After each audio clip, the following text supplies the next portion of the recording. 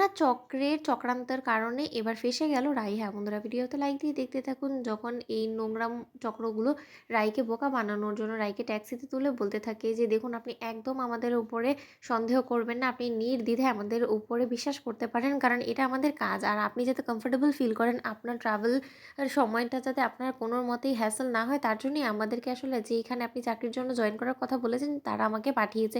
আপনি বারবার করে আমার দিকে এরকম সন্দেহ নজরে কেন দেখছেন বলুন তো? আমার কোনো কথায় কি আপনার সন্দেহ হয়েছে?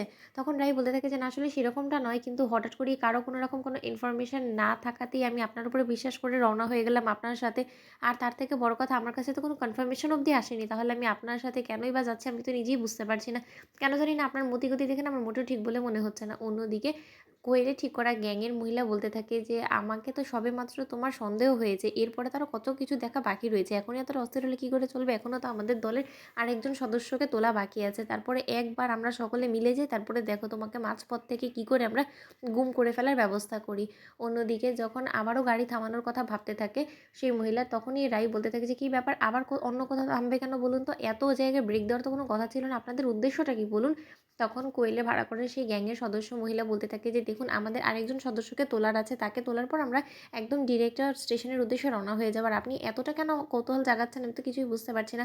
আমি কি এমন কোনো কিছু আপনাকে ইঙ্গিত দিয়েছি যার ফলে কিনা আপনার আমার উপরে সন্দেহ হতে পারে বলুন তো?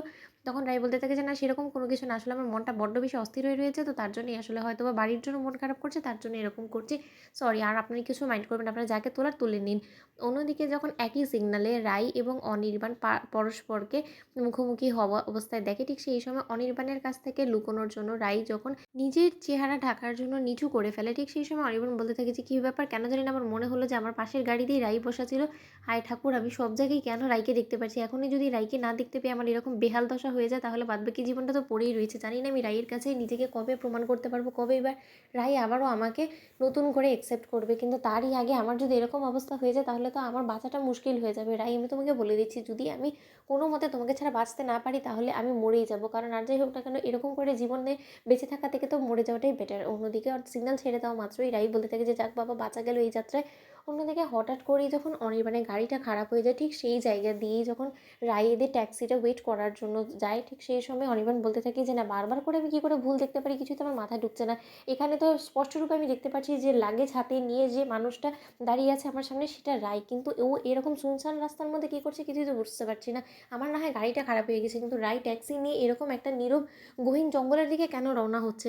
এই জিনিসটা বেশ আমাকে সন্দেহ জাগাচ্ছে। তো একবার হলো তো রাইয়ের পেছন করে কুতিয়ে আমাকে দেখতে হয়, কারণ বিষয়টা আমার মোটেও ঠিক বলে মনে হচ্ছে না। তো বন্ধুরা, ভিডিওটি ভালো লেগে থাকলে লাইক এবং শেয়ার করে সাবস্ক্রাইব করতে ভুলো না।